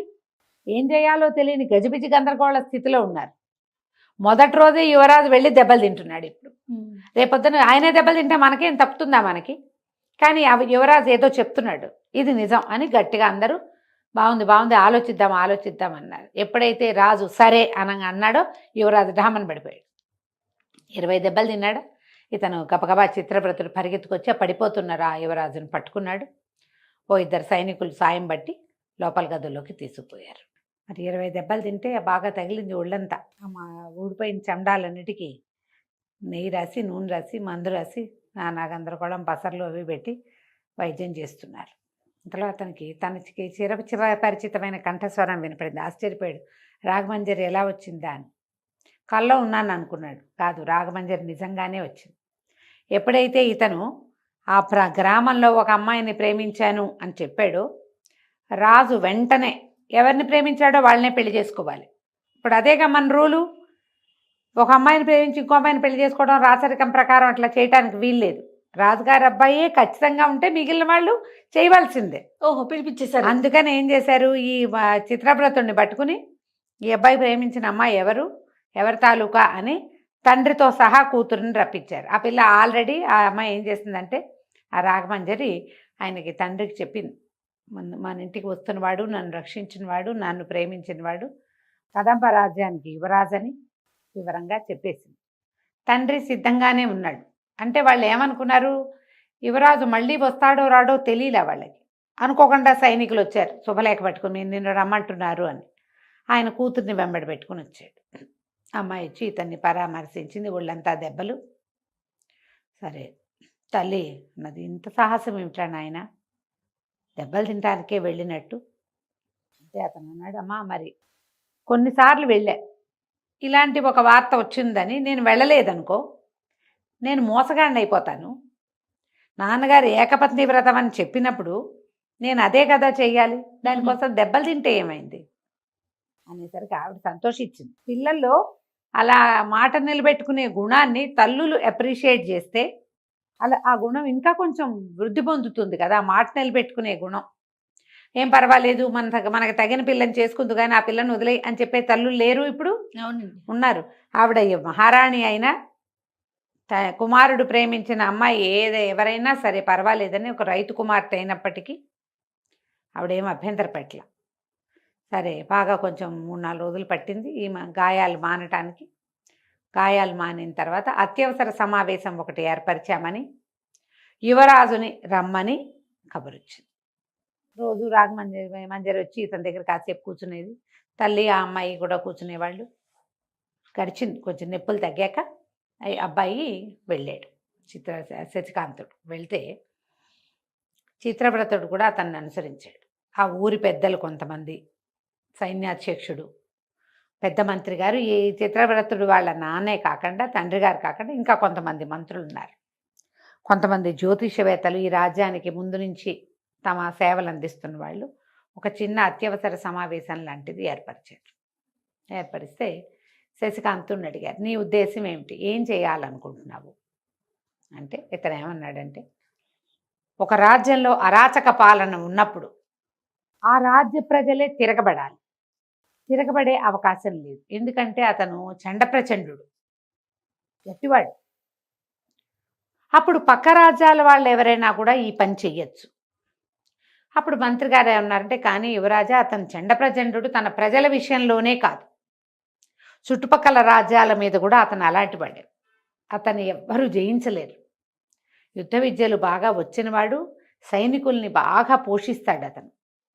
దానివల్ల వాళ్ళు తెంపరితనంతో వస్తారు. అతను వేయగలిగేటువంటి యుద్ధతంత్రం సామాన్యమైంది కాదు. మరి దాన్ని ఎట్లా ఎదుర్కొంటే, ఇప్పుడు మనం యుద్ధానికి వెళ్తే మన సైన్యం కంటే అతని సైన్యం పెద్దది, గొప్పది, బలమైంది అంటే అప్పుడు శశికాంతుడు అన్నాడు, దీన్ని ఉపాయంతో కొట్టాలి. వీడిని, ఇలాంటి వాళ్ళని ఉపాయాలతోటి కొట్టాలి. ఒక మంచి ఉపాయం ఉంది, మనం ఇలా చేయొచ్చు. ఏం చేయొచ్చు అంటే ఇతను తన ఆలోచన చెప్పడం మొదలుపెట్టాడు. ఆశ్చర్యపోయారు. నిన్నటి దాకా ఊరికే అడవులు పట్టుకుని తిరిగిన యువరాజైనా ఇతను ఎలాంటి తెలివైన ఆలోచన చేశాడు అని. సరే, అందరూ సరేనన్నారు. సర్వసైన్యాధ్యక్షుడు సిద్ధపడ్డాడు. మీరు ఎప్పుడు ఎక్కడ ఎలా కావాలంటే అక్కడ మీకు సైనికులు అందేలాగా మేము చేస్తాం. ఒక వార్త వస్తే చాలు. నిజానికి ఈ రాజ్యం, కదంబ రాజ్యము, కాంభోజ రాజ్యము వీళ్ళు మిత్రపక్షంగానే ఉన్నారు. ఒకళ్ళ రాజ్యంతో ఒకళ్ళు సంబంధ బాంధవ్యాలు కలిగి ఉన్నారు. అక్కడి నుంచి గుంపుగా ఒక 30 మంది వచ్చినా ఏం అడగరు. ఏం రాజ్యం అంటే కదంబ రాజ్యం. ఏం చేయడానికి వచ్చారంటే వ్యాపారం అని, ఊరికే చూడ్డానికి వచ్చామని, అదని అలా చెప్పుకోవచ్చు. సామాన్య పౌరుల వేషాల్లో ఎవ్వరొచ్చినా ప్రవేశం ఉంది. ఏదో రాత్రివేళ రానివరు, యుద్ధంగా వస్తే కుదరదు. ఇప్పుడు యుద్ధం అంటే 10 మంది 25 మందితో చేయరుగా, 100 మంది కావాలి. అంతమంది రావడానికి ఏ రాజ్యానికి అవకాశం ఉండదు. అప్పుడు చాలా ప్రశ్నలు వస్తాయి. కానీ చిన్న చిన్న తుగుడీలుగా గ్రూపులుగా లోపలికి వెళ్ళచ్చు. ఆ ఒక్క అవకాశాన్ని వినియోగించుకుందామని చెప్పాడు శశికాంతుడు. సరే, చిత్రవ్రతుడు అన్నాడు, ప్రభు నేను కూడా యువరాజుకు సాయంగా వెళ్ళి ఈ కార్యాన్ని సాధించుకొస్తాను అనేసరికి అందరాజు నవ్వాడు. మీ వాడికి చాలా బాగా మాటలొచ్చు అంటే శశికాంతుడు చెప్పాడు, నిజం, చిత్రవ్రతుడు పిరికివాడని మనం అనుకుంటాం, భయస్తుడు. కానీ సరైన సమయంలో అతను వేసిన కత్తే సింహాన్ని చంపడానికి ఉపయోగపడింది. సరైన సమయంలో కొన్ని పనులు చేస్తాడు, అవి ఉపయోగపడతాయి. కాబట్టి చిత్రవ్రతుడిని కూడా నాతో పాటు తీసుకెళ్తానన్నాడు. సరే, యువరాజు, రాజకుమారుడు మంత్రి కుమారుడు ఇద్దరు బయలుదేరదామనుకున్నారు. తల్లికి రాఘమంజరికి చెప్పారు. అయితే ఆవిడేమందంటే, ముకుంద స్వామి గారు వెళ్ళిపోతాడు, పిల్ల తండ్రి వెళ్ళిపోతాడు, కానీ ఈ అమ్మాయిని కొన్నాళ్ళు ఇక్కడ ఉంచితే ఈ రాచరికపు పద్ధతులు, అంతఃపురంలో మెలగాల్సిన విధానం నేర్చుకుంటుంది, నాతో ఉంచమంది ఆవిడ. సరేనన్నారు. ఆయన వెళ్ళిపోయి ఆ అమ్మాయిని, రాఘమంజరిని మాత్రం ఇక్కడ మహారాణితో పాటు ఉంచారు.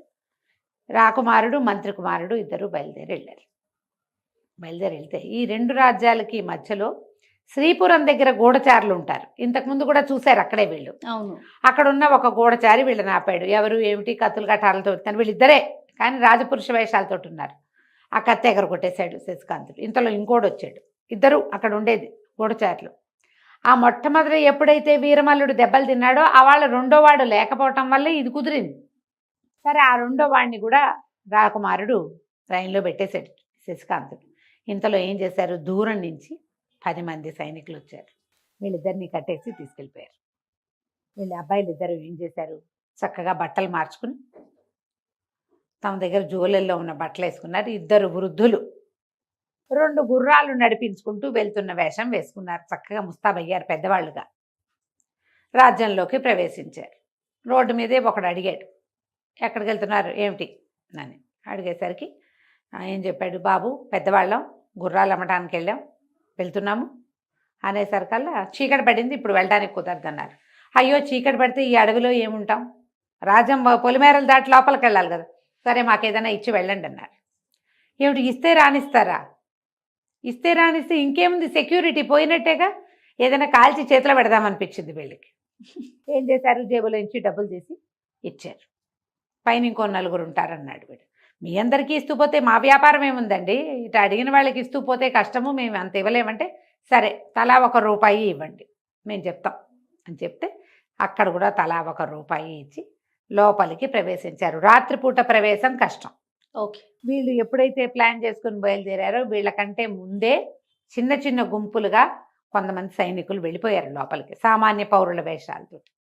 వీళ్ళు లోపలికి వెళ్ళి ఒక పూటకోళ్ళ ఒక సత్రాన్ని, ఒక ఏమంటారు వచ్చి వెళ్ళి ఉండడానికి వీలుగా, ఇప్పుడు చౌల్ట్రీస్ ఉంటాయి కదా, రాజుగారు నిర్మించింది, అక్కడికి వెళ్ళారు. 2 పెద్దన్న అప్పన్న శివన్న ఇలాంటి 2 పాత పేర్లు చెప్పారు. 2 పెద్దవాళ్ళు వీళ్ళలా కనిపిస్తున్నారు కదా, నడివయసు వాళ్ళలాగా కనపడుతున్నారు. చెప్పేసరికల్లా ఆయన ఏమన్నాడు, బాబు సత్రం లోపల ఉండాలంటే మీరు డబ్బులు చెల్లించాలండి, మీ వల్ల కాదనుకుంటే బయట వరండాలో పడుకోవచ్చు, భోజనం వెనకాల పూటకోళ్ళ ఇల్లు ఉంది, మీరు అక్కడికి వెళ్ళి తినచ్చు, మీరు డబ్బులు ఇస్తే డబ్బిచ్చిన భోజనం, డబ్బులు ఇవ్వకపోతే ఏదో పెట్టగలిగిన ఒక ముద్ద అన్నం, మీరు కావాలంటే వెళ్ళండి. సరే వీళ్ళు ఏం చేశారు, 2 గుర్రాలు తెచ్చారుగా చేరుకోటి, గుర్రాలని కట్టేశారు, గదికి కొంత సొమ్ము చెల్లించారు, లోపల పడుకుంటామని చెప్పి వెనక్కి వెళ్ళి ఆ పూటకోళ్ళ ఇంట్లో భోజనం చేశారు. మంచి భోజనమే చేసి డబ్బులు ఉన్నాయి పట్టుకొచ్చుకున్నారు, ఇటు వచ్చి పడుకున్నారు, శుభ్రంగా నిద్రపోయి ఇప్పుడు ఏం చేయాలి, మెల్లిగా అటు ఇటు చూడడం మొదలుపెట్టారు ఊళ్ళో. దీనికి ఒక సిస్టమ్ ప్రకారం నడుస్తుంది ఆ కాంభోజ రాజ్యంలో. ప్రతి రోజు విడిచి రోజు ఒక్కొక్క గ్రామం వైపు ఒక దండు వెళ్తుంది, సైనికులు ఈ వెళ్ళి పన్నులు వసూలు చేసుకొస్తారు. ఈ సిటీలో పన్నులు వసూలు చేసే సిస్టమ్ వేరు, వీళ్ళే వెళ్ళి డబ్బులు కట్టి రావాలి, వీళ్ళ కోసం ఎవరు రారు, డబ్బులు కట్టారా లేదా మాత్రం కనుక్కోవడానికి మాత్రమే వస్తారు, కానీ వీళ్ళ ఎవరి డబ్బులు వాళ్ళే పట్టుకుపోతారు. ఊళ్ళకి మాత్రం దండుగా వెళ్తారు. వెళ్ళి ఊళ్ళో ఒక చోట దండు విడిసి మేము పన్నులు వసూలు చేయడానికి వచ్చాము మహోయ్ అని చెప్తే అప్పుడు పన్నుల తాలూకు సొమ్ము ఒక చోట తీసుకొచ్చి పెడతారు. ప్లాన్ ప్రకారం అవుతుంది. ఇప్పుడు ఏ దండు ఎటు వెళ్తుంది అనేది మెల్లిగా ఒక్కొక్క ప్రశ్న వేసి తెలుసుకున్నారు. ఆ దండు వెళ్ళిన వైపు బయలుదేరారు వీళ్ళిద్దరు. చిన్న ఉత్తరం మొదలుపెట్టారు సత్రంలో, గుర్తుగా ఒక చోట ఎక్కడికి వెళ్తున్నాము అని, అంతే. 2 వెళ్ళారు. సాయంకాలం దాకా అడవి మాట వేసి కూర్చున్నారు. సాయంత్రం అయ్యేసరికల్లా సొమ్ములు మోసుకుంటూ ఆ దండు జనాలు సైన్యం లోపలికి వస్తుంది. అడవి దాటి ఊళ్ళోకి ప్రవేశించాలి. ఇంకా చివరికి వస్తుందగానగానే ఆపేశారు వీళ్ళిద్దరు. యథాశక్తి యుద్ధం చేశాడు. 15 మందిని మట్టి కరిపించేశారు. వాళ్ళందరూ నేల మీద పడిపోయి ఒక 6-7 తీవ్రమైన దెబ్బలు తగిలి 5-6 ఈ కదలలేని స్థితికి వచ్చాక చుట్టుపక్కల నుంచి 10 మంది వచ్చారు. రావటం ఏమిటి, చకచక ఈ ఎవరెవరైనా కింద పడిపోయారో వాళ్ళందరినీ తలా ఒక గుర్రం ఎక్కించి వాళ్ళ మీద వాళ్ళు ఆ గుర్రం మీదే 2వ వాడు కూడా ఎక్కేసి కామ్గా అడవి దాటిచ్చి తీసుకుపోయారు. సొమ్మంతా అక్కడే ఉంది. ఒక్క సైనికుడు నుంచున్నాడు. 15 మందిలో 14 మందిని తీసుకుపోయారు, ఒక్కడే నుంచున్నాడు. అవన్నీ మూట కట్టి భుజాన్ని వేసుకుని వెళ్ళిపో అన్నారు. వాడు తెల్లబడి డబ్బులు మీరు తీసుకోరా అన్నాడు. తీసుకో, డబ్బులు నువ్వు పట్టుకెళ్ళు. ఏం చేయాలో తెలియదా. 15 మంది 15 గుర్రాల మీద వేసుకొచ్చిన డబ్బు అక్కడ ఉంటే దెబ్బలు తగిలిన వాళ్ళందరినీ మోసుకుపోయారు. ఎక్కడికి పోయారో తెలీదు. డబ్బేమో వాళ్ళకి అక్కర్లా. ఆ వెళ్ళిన వాళ్ళలో ఒక్కడు కూడా డబ్బు వైపు చూడలేదు. వాళ్ళంతా మోసుకెళ్లే వ్యవహారంలోనే ఉన్నారు. ఇన్ని సంచులు ఉన్నాయి కదా, 15 గుర్రాల సంచుల్ని ఓ 2 గుర్రాల మీద వేశారు. నువ్వు ఓ గుర్రం ఎక్కువ, 2వ గుర్రాన్ని లాక్కెళ్ళు, అప్పచెప్పి ఖజానాలో వేసేసుకొని ఈ డబ్బులు. నువ్వు అట్లా ఏం చేయాలో అర్థం కావట్లేదు. అసలు ఏం జరుగుతుందో తెలియటల్లా. సరే, గుర్రాన్ని ఇడుచుకుంటూ పోయాడు. అబ్బాయిలిద్దరు వీళ్ళ దారిని వెళ్ళి వచ్చేసారు. ఆ మర్నాడు ఈ మన పూటకోళ్ళ ఇంటి దగ్గర చాలామంది బీదా బిక్కి జనం ఉంటారు. ఆ ఊళ్ళో చిన్న చిన్న వాళ్ళు, పెద్దవాళ్ళు, కుటుంబం లేని వాళ్ళు, అలాంటి వాళ్ళంతా పూటకోళ్ళ ఇంట్లో మామూలు సాధారణ భోజనం చేస్తారు. ఈ రాజకుమారుడు, మంత్రి కుమారుడు ఇద్దరు పోయి పూటకోళ్ళ అవ్వకి బాగా డబ్బులు ఇచ్చి వీళ్ళందరికీ శుభ్రమైన భోజనం పెట్టు, ఇవాళ మేము 2 గుర్రాలు అమ్మాం, వీళ్ళు తెచ్చిన గుర్రాలు వెళ్ళిపోయినాయి, గుర్రాలు అమ్మేశాం, మరి బాగా డబ్బులు వచ్చాయి కాబట్టి వీళ్ళందరికీ భోజనం పెట్టిస్తున్నామని అనౌన్స్ చేశారు. అందరూ తిన్నారు అక్కడ ఉన్నవాళ్ళు. ఒక్కడిట పెట్టినవాడు లేడయ్యా, వ్యాపారస్తుడు, మా వాళ్ళు ఎలాగూ పెట్టరు, నువ్వు పెట్టావు విశేషంగా అని అందరూ బాగా మెచ్చుకున్నారు.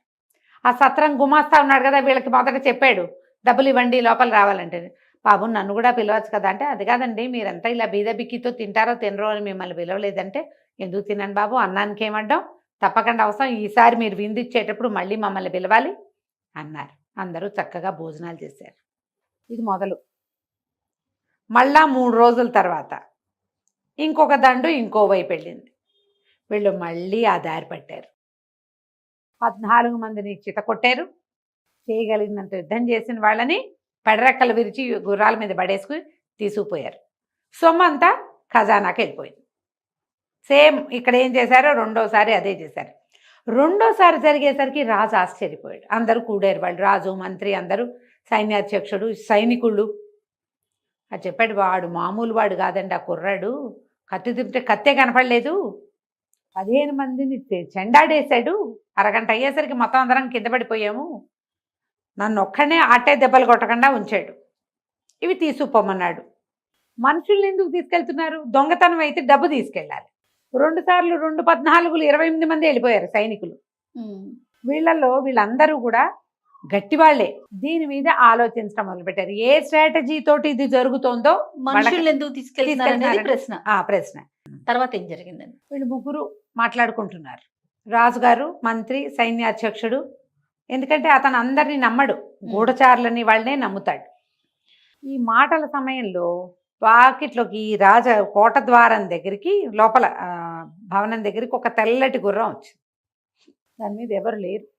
ఈ గుర్రం అటు ఇటు తిరుగుతుండేసరికల్లా ఇక్కడ ఉన్న వాళ్ళు, ఈ సైనికులు దాన్ని పట్టుకున్నారు. పట్టుకుంటే దాని మెడకు ఒక ఉత్తరం ఉంది. అది రాజుగారి కోసం అని రాయబడి ఉంది. ఆశ్చర్యపోయారు. ఎవరో పంపారు. కబుక్కన ఆ ఉత్తరాన్ని ఊడదీసి లోపలికి పట్టుకెళ్ళారు. లోపలికి పట్టుకెళ్తే ఈ డిండిం భట్టు గారు, కిరీటి అని ఇంకొక మంత్రి, వీళ్ళంతా కూర్చొని మాట్లాడుకుంటున్నారు కదా. ఇవి ఇచ్చేసారు కల్లా ఏమిటో ఉత్తరం వచ్చింది, చదవమన్నారు. ఆ ఉత్తరం తీసి చదివితే అందులో రాజును ముందు తిట్టారు. నువ్వు దౌర్భాగ్యుడివి, దుర్మార్గుడివి, నువ్వు ఎక్కువ కాలం రాజుగా ఉండవు. అది ఎర్రటి అక్షరాలతో రాయబడి ఉంది, నెత్తురుతోటి, ఎరుపు, ఓ పెద్ద ఇది ఇట్లా చుట్టబడి ఉంది. నువ్వు ప్రజల ప్రాణాలు హరిస్తున్నావు, ప్రజలు ప్రజా సంక్షేమం నీ దృష్టిలో లేనే లేదు. ఒక 30 మంది ఆ స్త్రీలను పెళ్లి చేసుకోవటం ఒకటే నీ తాలూకు జీవితాశయంగా కనపడుతోంది. చనిపోయిన రాణుల ఉసురుతో పాటు బతికున్న రాణుల ఉసురు కూడా పోసుకుంటున్నావు. స్త్రీల ఉసురు పోసుకున్నవాడు బాగుపడినట్టు ప్రపంచంలో ఎక్కడా లేదు, చరిత్రలో లేదు. నువ్వు ఈ పైగా ప్రజల్ని కూడా, ఇప్పుడు నువ్వు ఇలా ఏదో వేషం వేయటం కోసం ప్రజల దగ్గర నుంచి సొమ్ము వసూలు చేస్తున్నావు. ప్రజలకు కావాల్సిన ఏ వెసులుబాటు నువ్వు ఇవ్వటలేదు. రైతులు నిరుపేదలైపోతున్నారు. బడుగు బాధిత వర్గాలకి బాధకుడుగానే నువ్వు తయారయ్యావు. నువ్వు ఎక్కువ కాలం రాజుగా ఉండవు. నీ అంతు చూడ్డానికే నేను నీ రాజ్యంలో అడుగుపెట్టాను. కాసుకో, నీ చెర నుంచి నీ రాజ్యాన్ని, నీ రాణుల్ని విడిపిస్తాను నేను. బస్తీమే సవాల్ అని రాయబడి ఉంది. వేగు చుక్క, ఇట్లు వేగు చుక్క. ఆ కిరీటి అదంతా చదివాడు. రాజుగారు ఏం చేశాడు, ఎప్పుడైతే రాజును ఖబర్దారంటున్నారో సైనికుల్ని పంపించేశాడు. వీళ్ళే చదువుకున్నారు ఉత్తరం. ఆ ఉత్తరాన్ని డిండిం భట్టు చేతిలో పెట్టారు. ఇదేమిటండి, వీడెవడండి మన నెత్తి మీదకి, వేగు చుక్క అంటే ఏమిటంటే, వేగు చుక్క అంటే శుభం, అదృష్టాన్ని తెస్తుంది వేగు చుక్క. ఎవడికి అదృష్టం అండి, నాకు అదృష్టం కాదు, నా రాణుల్ని రక్షిస్తాను, రాజ్యాన్ని రక్షిస్తాను అంటున్నాడు. ఎవడు వీడు, ఊళ్ళోవాడా బయటవాడా? ఒకవేళ వీరమల్లుడు ఖాళీ అంటే వాడు అదృశ్యం అవడానికి వీడేమైనా కారణమా అంటే, లేదు, వీరమల్లుడు అదృశ్యం నాటికి ఇలాంటిదేం లేదు సంకేతం. ఇప్పుడు ఈ ఉత్తరం ఎప్పుడు వచ్చింది మనకి, మన సైనికులు కప్పం వసూలు చేసుకోవడానికి వెళ్ళినప్పుడు జరిగింది మొదటిది. రెండోసారి అక్కడ ఏదో కాకతాళీయంగా జరిగి ఉండొచ్చు. కరెక్ట్గా కప్పం వసూలు చేసి తిరిగి వచ్చే రోడ్డు మీద నుంచున్నారంటే వాళ్ళకి వార్త తెలుసుకుని నుంచున్నారు. ఈ 2 పనులు చేసి సాక్ష్యంగా అప్పుడు వాళ్ళు కప్పం వసూలు చేసే వాళ్ళు మొత్తం పట్టుకుపోయి డబ్బులు కూడా పట్టుకుపోతే ఏం జరిగిందో, ఎక్కడ జరిగిందో, ఎలా జరిగిందో మనకి ఏనాటికి తెలిసేది కాదు. కానీ వీడేం చేశాడు, తను ఎక్కడ కొట్టాడో అక్కడ నుంచుని డబ్బు మాత్రం మనకి పంపించి మనుషుల్ని తీసుకెళ్ళిపోతున్నానని ఒక సాక్షిని మన దగ్గరికి పంపాడు. వాడి ఉద్దేశం అదే, నీ డబ్బులు అక్కర్లా, నీ మనుషులు కావాలంటున్నాడు. 2 సార్లు చేశాడు. ఇప్పుడు 3వసారి ఉత్తరం రాశాడంటే ఇలాగే మనుషుల్ని మాయం చేస్తానని చెప్తున్నాడు.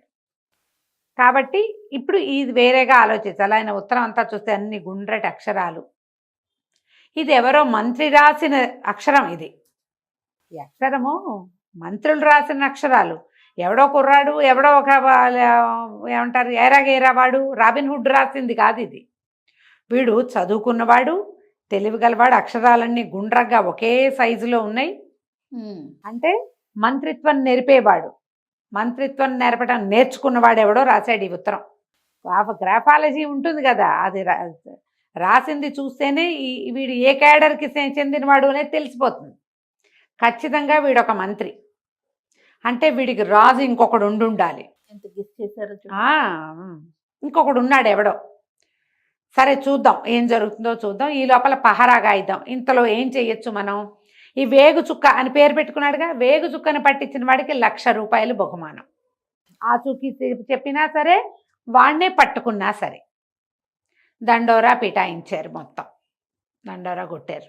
వెంటనే రాణులకు కూడా ఈ వార్త తెలిసిపోయింది. వాళ్ళల్లో వాళ్ళు మాట్లాడుకోవటం మొదలుపెట్టారు. ఎవరు ఏమిటి, ఇప్పుడు ఇలాంటిది ఏదైనా రాగానే అందరం మాట్లాడుకుంటూ ఉంటాం అంతే కదా. ఈ రాణులు ఏమనుకున్నారు, వీడెవడో మన పట్ల వీడికి సానుభూతి ఉంది, ఈ రాజును ఏమైనా చేశాడంటే మనకి స్వతంత్రం వస్తుంది, హాయిగా పుట్టిళ్ళల్లో అయినా సుఖంగా ఉంటాం, మన జీవితం ఇంకా మంది, వీడి కాలు కింద ఉండాల్సిన పని లేదు మనం. కాబట్టి వీళ్ళందరూ రాణులందరూ వేగుచుక్క పక్షం అయిపోయారు. మనసుల్లో అదేముంది, ఏం జరుగుతుందో అని చూస్తున్నారు. ఇక ఊళ్ళో చెప్పుకోవటం మొదలుపెట్టారు. రహస్యం ఎన్నాళ్ళు దాగుతుంది, 2 సార్లు మనుషులు లాక్కుపోయారు, డబ్బు వదిలేశారు అనేది చిలవల పలవలుగా రకరకాల మాటలు వచ్చినాయి. వేగుచుక్క కుటుంబాన్ని మన రాజు నాశనం చేసి ఉంటాడు, అతను ఎంత బతిమలాడినా ఈయన వదిలిపెట్టి ఉంటాడు, ఆయన అలాంటి వాడే, అందుకే వాడు పగ తెచ్చుకుంటున్నాడు అని ఇలాంటి కొత్త పుట్టించారు. ఊళ్ళో వాళ్ళు మాట్లాడుకునే మాటల్లో బోల్డ్ మంది ₹1,00,000 కావాలని ఉంది కొంతమందికి. కానీ పెద్దవాళ్ళంతా ఏమంటారు, ఒరే వీడు పోతాడు రా నాయన, ఎవడో ఒకడు రావాలనుకున్నావు, వాడు వీడే అయ్యి ఉంటాడు, ఈ రాజు పోతే మన ప్రాణం హాయిగా ఉంటుంది, ఇప్పుడు మనకేం ఇబ్బంది లేదు. కానీ మన ఊళ్ళో ఉన్న బక్క రైతులంతా చచ్చిపోవటల్లా, ఆడపిల్లల్ని దాచుకోలేక వస్తున్నామా? ఈ ఉన్న 30 మంది రాణుల్లో ఎవరు ఏ దుశ్చర్యకి పాల్పడ్డా రాజు దాన్ని చంపేస్తాడు, తర్వాత రోడ్డెక్కుతాడు. ఇప్పుడు చూసాక 3 సార్లు 4 సార్లు. మళ్ళీ మొన్నే కదా కుందనవల్లిని పెళ్లి చేసుకున్నాడు, వ్యాపారస్తుని చంపేసి. కాబట్టి ఈ 1,00,000కి ఆశపడి వాడెవడో ఆనుపాను తీద్దామన్న ఆలోచన చేయకూడదు.